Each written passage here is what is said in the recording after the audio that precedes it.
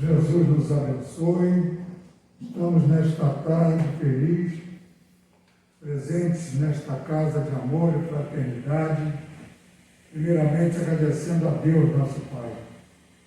Jesus, nosso mestre, amigo, que nos sustenta em todos os momentos de nossa vida. Os amigos espirituais que vêm acompanhando os esforços para a realização desses trabalhos, visando o retorno das nossas atividades espirituais. Agradecer em especial também a presença da nossa prezada irmã Cristina Figueiredo, que vem dar sua contribuição nesta obra, para que nós possamos levar em cada momento, em cada palavra, em cada sentimento, levar ao mundo, a todos que nos possam ouvir, as vibrações de fraternidade, que a espiritualidade possa aproveitar no socorro a inúmeros necessitados. Nós abrimos o livro Fonte Viva, de autoria espiritual de Emmanuel, através do médium Francisco Cândido Xavier. E a página recebe o título, o seu autor espiritual, de Na Instrumentalidade. Ele faz a análise de uma expressão de Paulo na primeira carta aos Coríntios, capítulo 14, versículo 7. Como se conhecerá o que se toca com a flauta ou com a cítara? E nos diz Emmanuel: cada companheiro de serviço cristão deveria considerar-se instrumento nas mãos do Divino Mestre, a fim de que a sublime harmonia do Evangelho se faça irrepreensível para a vitória completa do bem. Todavia, se a ilimitada sabedoria do celeste emissor se mantém soberana e perfeita, os receptores terrenos pecam por deficiências lamentáveis. Esse tem fé, mas não sabe tolerar as lacunas do próximo. Aquele suporta cristãmente as fraquezas do vizinho, contudo, não possui energia nem mesmo para governar os próprios impulsos. Aquele outro é bondoso e confiante, mas foge ao estudo e à meditação, favorecendo a ignorância. Outro ainda é imaginoso e entusiasta, entretanto escapa sutilmente ao esforço dos braços. Um é conselheiro excelente, no entanto, não santifica os próprios atos. Outro retém brilhante verbo na pregação doutrinária. Todavia, é apaixonado cultor de anedotas menos dignas, com que desfigura o respeito à revelação de que é portador.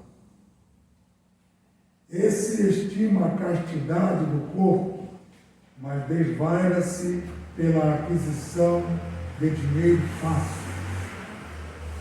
Outro, além, conseguiu desprender-se das posses de ouro e terra, casa e moinho, mas cultiva verdadeiro incêndio na carne. É indiscutível a nossa imperfeição de seguidores da Boa Nova. Por isso mesmo, guardamos o título de aprendizes. O planeta não é paraíso terminado e achamos-nos, por nossa vez, muito distantes da angelitude. Todavia,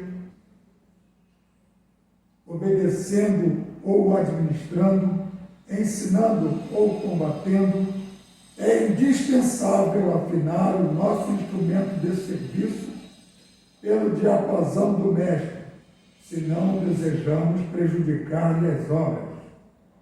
Evitemos a execução insegura, indistinta ou perturbadora, oferecendo-lhe plena boa vontade na tarefa que nos cabe, e o reino divino se manifestará mais rapidamente onde estivermos. Vamos orar. Mestre Jesus, amigo querido dos nossos corações, agradecemos a Deus, agradecemos a Ti, a Tua Mãe Santíssima e a tantos outros trabalhadores da esfera espiritual que nos socorrem e amparam, renovando as nossas oportunidades de aprendizado e serviço.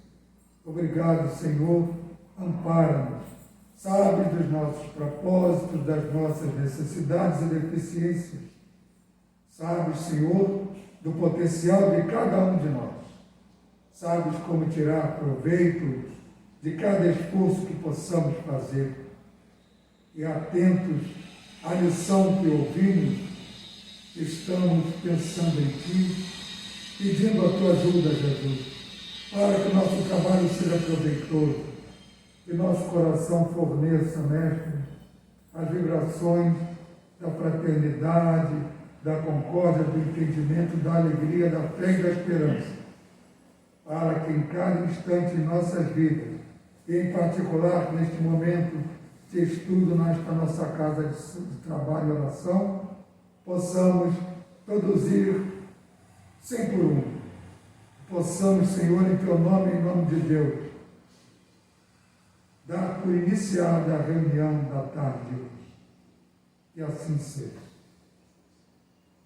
Vamos agora passar a palavra à nossa irmã Cristina Figueiredo, que vai nos falar do Evangelho de Jesus.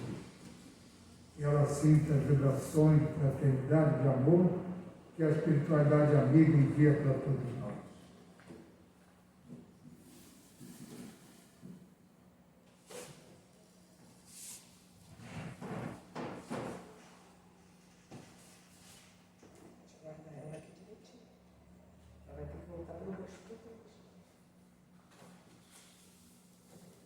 Que a paz de Jesus possa nos envolver hoje, agora e sempre.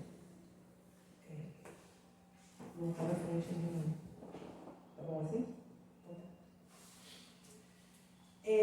Hoje coube-nos a reflexão da lição do item 18 do Evangelho segundo o Espiritismo, no capítulo 5, que tem por título Bem-aventurados os aflitos. Kardec intitulou esse texto de Bem e Mal Sofrer. É uma mensagem de Lacordaire que foi ditada em 1863. Então, para que a gente possa tentar entender o título, nós temos o que é o bem, o que é o mal e temos o sofrimento. E aí eu lembrei de uma historinha que eu já contei algumas vezes e que acho que todos nós já conhecemos, que ela tem por título o que é o bem e o que é o mal. Né?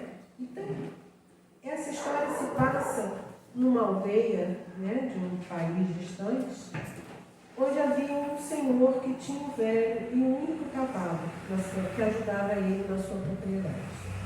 Ele era muito simples, muito pobre, diante das dificuldades que ele tinha. As pessoas da aldeia olhavam para ele com uma certa compaixão. Certo dia, este único cavalo que ajudava a morar a terra, no cultivo que ele fazia na sua terra, ele fugiu, foi embora. E aí a comunidade, né, da aldeia começou a dizer assim, coitado, era o único bem que ele tinha para ajudar ele. E o cavalo fugiu, deixou ele, seu filho, sem nada. E ele olhou assim, mas o que é o bem e o que é o mal? O cavalo fugiu, foi mal. Passados alguns dias, o cavalo volta com vários outros cavalos. Né? E aí a população da aldeia disse, nossa, que sorte que ele deu. Ele tinha um cavalo, agora ele tem vários cavalos. E de novo ele perguntava para as pessoas, mas o que é o bem e o que é o mal? Ter muitos cavalos é o bem? E ele continuou ali, o filho dele tentando domesticar aqueles cavalos que era selvagem, montado num, caiu e fraturou a perna. E aí, poxa, coitado daquele senhor, o único filho, um arrimo de família, que ajudava ele na lavoura, agora com a perna quebrada, o que ele vai poder fazer? E aí, novamente, o Senhor perguntava, mas o que é o bem e o que é o mal? Aquela aldeia, aquele povoado, entrou em guerra. Todos os jovens foram convocados, todos os homens foram convocados. Mas o filho dele, porque estava com uma deficiência, estava com uma perna quebrada, ficou em casa. O que é o bem, o que é o mal? Essa é a grande questão quando a gente vai pensar no bem e mal do sofrer. Porque todos nós achamos que sofrer é muito ruim. Sim, não vamos dizer aqui, né, que nós já temos a condição de dizer, como Francisco de Assis dizia, bem-vinda, irmã dor. Não, a gente ainda não acha que sofrer é tão bom assim. Mas dor faz parte da moeda que tem na outra face o prazer. Então, dor e prazer, elas caminham juntos. Se você tirar a dor, o prazer vai junto. Porque eles fazem parte de um contexto chamado sensibilidade. Então, a dor é inerente da nossa condição de seres humanos. Existe até uma doença, que agora eu não vou recordar o nome dela, que a criança nasce, né, o ser humano nasce sem esses terminais para dor. Geralmente elas desencarnam em tenra-idade. Por quê? Porque a dor é o primeiro alarme que o nosso corpo dá de que alguma coisa não vai bem com o nosso organismo. Não é assim? Quando a gente vai ficando resfriado, a garganta irritada começa a doer e a gente diz assim, eu estou com um pouco de dor de garganta. Então a gente começa a olhar e diz assim, não, tem que cuidar disso, porque senão uma inflamação aumenta, a gripe aumenta, tudo vai piorar nessa situação. Então a dor é um instrumento que a nossa organização fisiológica tem para dizer, olha, algo está errado. E aí, Leon Denis ele vai falar dessas duas coisas. Ele vai falar da dor física, que é produzida e produz sensações, e ele vai falar do sofrimento moral, que produz os sentimentos.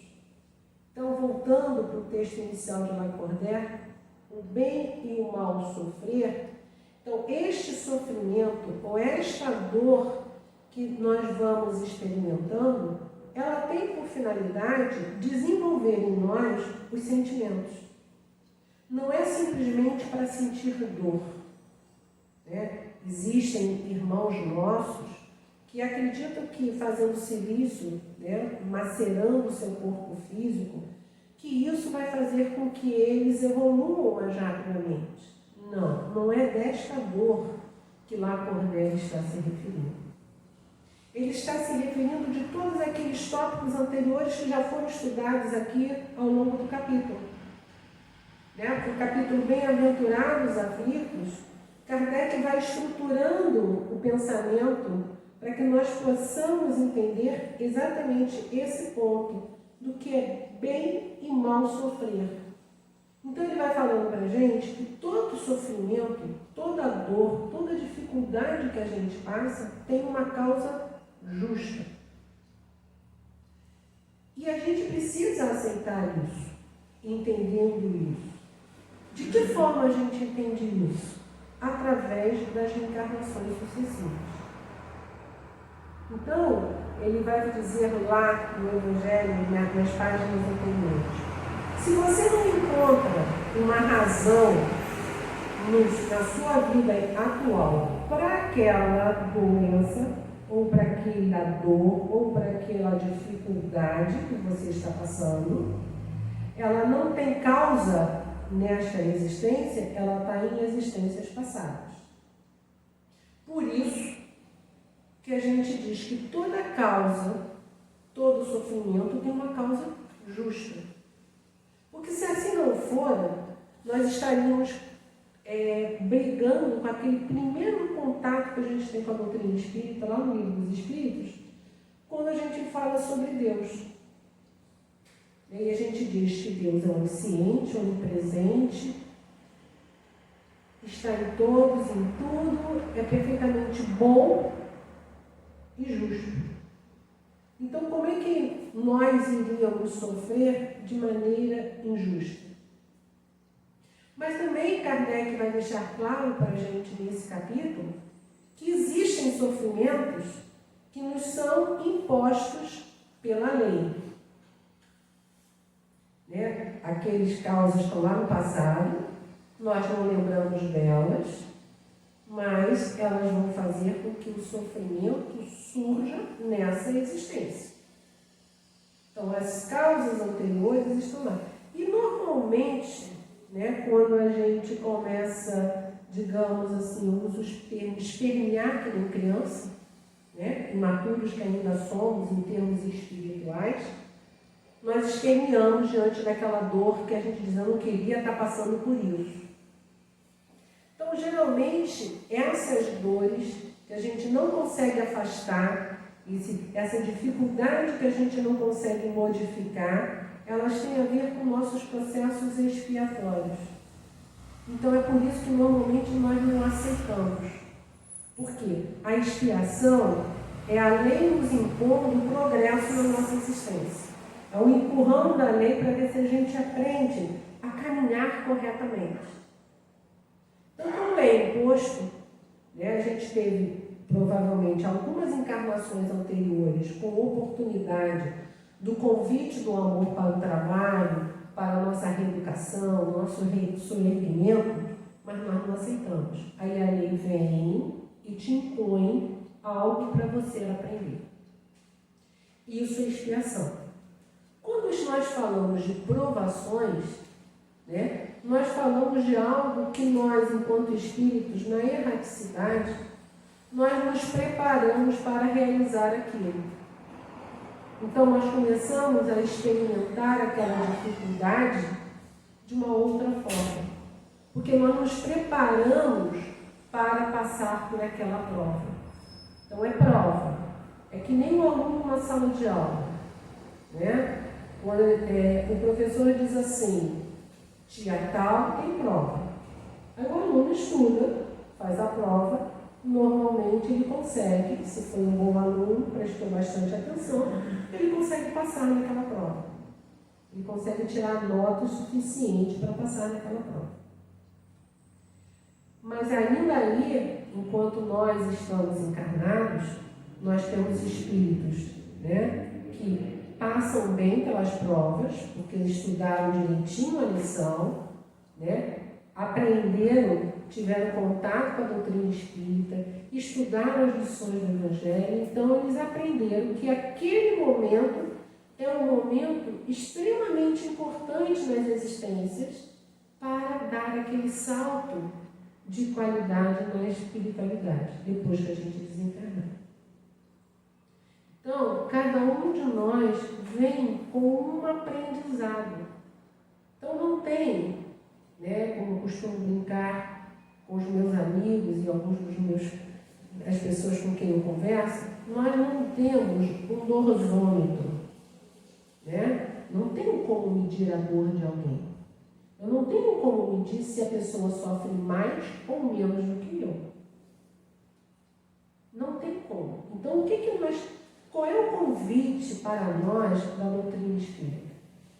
Essa página, inclusive, Lacordaire, fala, né, ele faz um paralelo, que era próprio de 1863 ainda, né, se ainda hoje a humanidade ainda é bastante belicosa, imagina 2 séculos atrás, praticamente. Então ele faz um paralelo entre este bem e mal sofrer com um soldado que queira ganhar uma promoção. Em tempo de paz, as promoções se fazem arrastadas, né, pelo tempo de serviço. Mas quando um soldado vai à guerra, ele é promovido mais rapidamente. Então ele faz essa comparação no Evangelho. que é como se nós estivéssemos nas condições de soldados, e para que possamos nos promover melhor, nós pedimos essas batalhas, né, essas lutas, para que esse progresso se faça. Mas tenhamos sempre em mente que a dor física, ela faz parte desse processo. Mas ela não é o objetivo. Porque toda dor física, por si só, ela é transitória. Né? Quando a gente desencarna, a dor física fica no corpo físico. Mas a dor moral vai com a gente. Então, é preciso que nós possamos entender que há necessidade de que a gente possa fazer essa transformação modificando os nossos pendores internos. Então, por que eu sofro? Né? Aí a gente estava falando aqui das causas anteriores das aflições. Mas tem causas atuais das aflições. O que a nossa doutrina informa, nos traz? Se você não modificar a sua conduta íntima, o sofrimento vai visitar você. Nós temos isso na obra de André Luiz, num caso que a gente cita sempre, que é o caso dos Segismundo, lá no livro Missionários da Luz. Então, quando fazem o mapa, né, de reencarnação do Segismundo, André Luiz pergunta a Alexandre se ele vai desenvolver uma patologia cardíaca. Ele tem um gene marcado, né, que vai trazer a ele uma patologia no campo do coração quando ele estiver mais ou menos na fase dos 50 anos, na meia-idade. E aí Alexandre responde para ele que não necessariamente. Isso vai depender da conduta dele ao longo da existência. E este é um conceito, hoje, que a medicina estuda no campo da epigenética. Que ele diz que a gente pode modificar a manifestação dos nossos genes. Então, nós trazemos genes para determinadas doenças, possivelmente, que a nossa conduta na doutrina, a nossa conduta na prática da caridade, no serviço do bem, podem fazer com que aquele gene nunca se manifeste, que ele não surja na nossa vida. Nós estaremos aprendendo as lições que aquele gene nos convidaria a aprender de uma outra forma, através do trabalho, através do estudo, através da renovação íntima. Então, esse é o processo do convite da doutrina espírita para as nossas vidas. A doutrina não apregoa o sofrimento. Mesmo, né, que algumas pessoas dizem, mas se você reencarna para sofrer, não está apregoando o sofrimento. Não. A proposta da nossa reencarnação não é sofrer. A proposta da nossa reencarnação é aprender. São verbos diferentes. Eu aprendo com as minhas experiências. Posso repeti-las incontáveis vezes até que eu aprenda a fazer aquilo que o Evangelho determina. Esse é o objetivo. Então, bem e mal sofrer significa o quê? Eu tenho uma prova, ela é difícil e eu vou aprender com ela. O que eu preciso aprender? Por exemplo, uma pessoa que sofre de dores crônicas, né? O que ela precisa aprender com isso? Ter paciência, resignação. Uma artrose, uma artrite, aquela dor não vai passar só porque ela quer ficar livre daquela dor. Ah, mas isso tem a ver com as outras encarnações? Pode ter, pode não ter. Como assim, Cristina? Pode ter e pode não ter? Ora, a psicossomática, o estudo da medicina mostra que determinadas condutas nossas, comportamentos nossos, podem desenvolver certas lesões em determinados órgãos. Então, olha como a doutrina é uma doutrina abençoada. Kardec já disse isso para a gente. Kardec, quando postou esse capítulo capítulo do Bem-aventurados aflitos, ele mostra exatamente isso. Que as causas atuais das aflições, elas são próprias das nossas invigilâncias. Então, por exemplo, uma pessoa que fuma, ou uma pessoa que beba, ou para ficar naquela que eu gosto muito, porque aí eu falo para mim, aquela pessoa que come em excesso, a que come em excesso é batata. Você comeu demais, passa mal no mesmo dia. Você fica, não consegue deitar, não consegue dormir, a digestão fica lenta. Então, olha a consequência imediata. Está na outra encarnação? Não, está nessa. Usei mal o meu livre-arbítrio, usei mal a minha vontade, comi demais, passei mal. Para não falar dos outros dois vícios, né? Que vão acarretar ao longo da existência doenças gravíssimas. Não que comer demais também não acarrete, né? O colesterol aumenta, o fígado fica com depósito de gordura, né? As artérias entopem. Então a gente também tem outras complicações.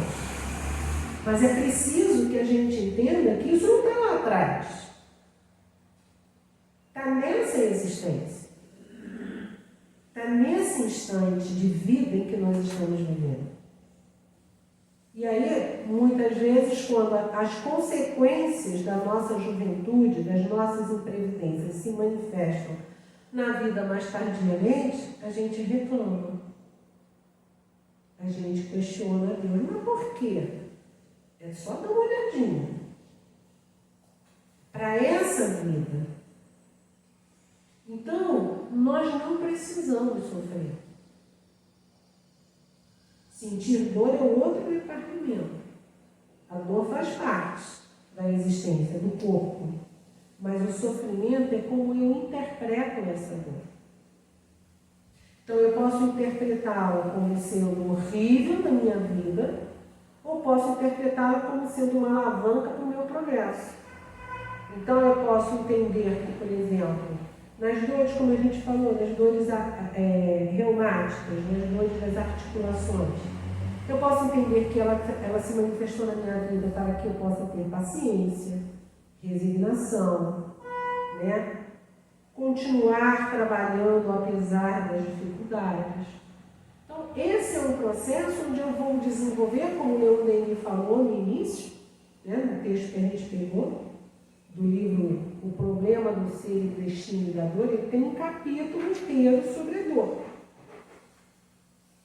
Né? E ele fala que a dor moral, ela vai desenvolver na gente os nossos sentimentos. Esse é o convite da dor na nossa vida. Para que a gente possa desenvolver os sentimentos que nós precisamos adquirir, ou as virtudes que precisamos adquirir para alcançarmos a condição de espíritos puros. Vai ser nessa existência? Não. Nós vamos levar alguns. Faltam 2 minutos. E eu vou trazer para vocês. Tá bom. Então não preciso correr mais. No livro No Mundo Maior, existe um caso de 2 irmãos que estão num processo obsessivo grave. Né? Um matou o outro, e o outro está no plano espiritual, obsediando aquele que está encarnado. Eles estão ali engalfinhados. E é bem interessante que no capítulo, esse pedaço que eu vou ler para vocês está no capítulo 5. No capítulo 4, termina com Calderaro, o André Luiz perguntando para Calderaro o seguinte: mas nós não vamos fazer nada, nós não vamos falar nada para eles? Assim, não, para esse tipo de atendimento é necessário alguém que possua o divino amor fraternal. E aí começa o capítulo 5 com a chegada de Cipriano para atender Pedro e Camilo. E olha que interessante. Essa fala de Calderaro é parecida com uma que Jesus usa lá no Evangelho, quando o pai pergunta por que os discípulos perguntam por que nós não podemos curar aquele menino que caiu no fogo, caiu na água e se machucou. Para aquele tipo de atendimento é necessário jejum e oração. Não é um jejum só da comida, né, que nós falávamos aqui dos gulosos que comem. Não é esse o jejum. É o jejum inteiro. É o jejum do pensamento, dos sentimentos. É o orar que possa fazer a mudança. É esse tipo de atendimento que a Cipriana está fazendo. Então, ela diz assim, eles vêm questionando, né? Ele fala que sofre muito para ela, eles inclusive atribuem a ela a imagem de Nossa Senhora, né? E ela diz para eles, não, não sou Nossa Senhora, só sou uma irmã de vocês. Então, ele diz assim, quero ser bom, mas todavia sofro. Confrange-me atroces padecimentos. Se Deus é compassivo, por que me deixou ao desamparo? Essa é uma questão que muitos de nós fazem. Né? Se Deus é bom, por que eu estou sofrendo tanto? Eu não sinto a proteção dele. André Luiz, no nosso lar, quando esteve no umbral, passou 8 anos no umbral sofrendo. Estava desamparado? Não. Nós sabemos, e ele soube depois, que Clarice esteve o tempo inteiro perto dele, a mãe dele ia lá, a ajuda estava constante. Mas quem não aproveitava o espaço? Quem não dava espaço para ser socorrido? André. Nós também fazemos isso. Nós queremos a ajuda da espiritualidade do jeito que a gente quer. Se é uma dor, eu quero que ela vá embora. Não é isso. Porque aquela dor está acordando a nossa consciência. Está fazendo com que a gente se desperte para o mundo espiritual, para a realidade da vida, para a transitoriedade da existência e para a imortalidade dos nossos espíritos. Desse processo que nós estamos passando, quantos de nós estão apavorados com essa virose? Sim, é preciso ter cuidado. Por que é preciso ter cuidado? Porque muitos são assintomáticos, né? Muitos vão ter sintomas leves, mas alguns vão ter sintomas graves. Qual deles nós somos? Vocês sabem? Vem com a carteirinha escrito, ó, sintoma leves, assintomático, sintoma grave. Então, eu não preciso ir procurar um sintoma grave para a minha vida. E nem preciso ser veículo do sintoma grave para a vida dos outros. Então, nós precisamos, sim, nos preservar, mas não com medo. O medo é que está errado. Nós somos espíritos imortais, nenhum de nós vai morrer. Nós vamos deixar a existência física, mas morrer, qual de nós vai morrer? Nenhum. Então, vivamos o processo como verdadeiros espíritas, conscientes de preservar a saúde do corpo físico, que isso é um dever nosso, mas sem medo. Então, a Cipriana vai responder para ele assim, quem de nós, meu amigo, poderá apreender toda a significação do sofrimento? Então, ela já diz para ele, o que você está aprendendo com o sofrimento? A gente não consegue aprender tudo. A gente não consegue perceber todos os ensinamentos. A gente vai perceber quando nós chegarmos lá no plano espiritual, que fizermos análise da nossa existência, aonde nós caminhamos, aonde paramos, aonde tropeçamos, aonde vencemos os obstáculos, e aí a gente vai entender por que daquele sofrimento. Indagas a razão por que permitiu o Senhor atravessar essa tão dura prova? Não será mesmo que interrogar o olheiro pelos motivos com que compele a cozer o delicado vaso em calor ardente? Ou inquirir ao artista os propósitos que levam a martelar a pedra bruta para que a obra-prima da estuária se aparecesse? Ou seja, a dor é esse cisel que faz com que o mármore revele uma forma bela. É o calor que o olheiro coloca no vaso de barro para que ele se torne forte, firme, senão ele quebra tudo. Camilo, a dor expande a vida e o sacrifício liberta. E ela continua, recomendo a leitura. Né? A gente queria trazer exatamente esse sentimento, de que o sofrimento, a dor nas nossas vidas, são exatamente as oportunidades ou as ferramentas que nós temos para nos melhorarmos. O convite sempre é pelo trabalho e para o amor. A vida nos oferece muito mais oportunidades de trabalho para que nós possamos aprender a fraternidade, solidariedade, humildade, né? Mas às vezes nós somos tão teimosos, tão difíceis de entender, que aí a vida manda para a gente uma dor, uma dificuldade, onde aí nós vamos trabalhar paciência, humildade, né? Porque, por exemplo, ficando só na moléstia que nós trouxemos, que é a moléstia das articulações, né, das dores. Quantas vezes a gente vai precisar de ajuda para alguém para subir uma escada, para descer, para entrar num carro, mesmo sendo jovens? Porque quando a doença chega, a gente vai precisar do auxílio. Então, aproveitemos as oportunidades que a vida nos oferece. Não para sofrermos como um silício, mas para aprendermos com o sofrimento as lições que ele tem para nos trazer. Aprender com a dor e o sofrimento o processo de renovação íntima, para que a gente possa crescer e sermos, daqui a pouquinho, muito felizes. Porque a Terra não é que vai virar um paraíso, né? Mas um planeta de regeneração, ele já não tem mais expiação. Então, o convite que a doutrina nos faz, que os mentores têm nos feito, é para que a gente abrace essa oportunidade para permanecermos na Terra, para que nós possamos desfrutar de um ambiente muito melhor. Que Jesus nos abençoe, nos guarde e nos ampare sempre, a fim de que nós possamos estar sempre juntos, numa casa como essa, né? Estudando a doutrina, servindo a Jesus, servindo ao nosso irmão que necessite da gente. Jesus nos abençoe hoje nessa.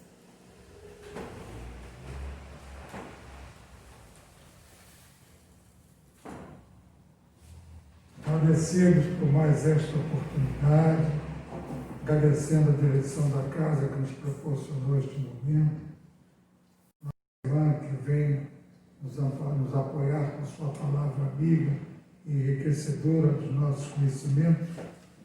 Agradecidos aos companheiros da técnica, vamos orar a Jesus para encerrarmos a nossa reunião. Mestre Jesus, a gratidão dos nossos corações, que endereçamos aos companheiros da atual romagem, nos apoiam nos trabalhos que realizamos, perto daquilo que agradecemos a Ti, é pequeno. Nosso agradecimento a Ti, Senhor, é agradecimento sem palavras. Nós às vezes pensamos em dizer muitas coisas, mas as nossas inteligências, os nossos pensamentos não nos ajudam.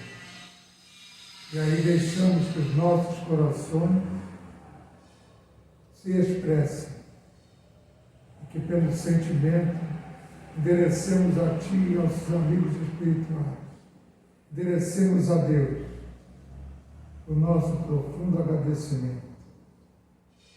Em Teu nome, Jesus, em nome de Deus, damos por encerrada a nossa reunião desta tarde. Assim seja.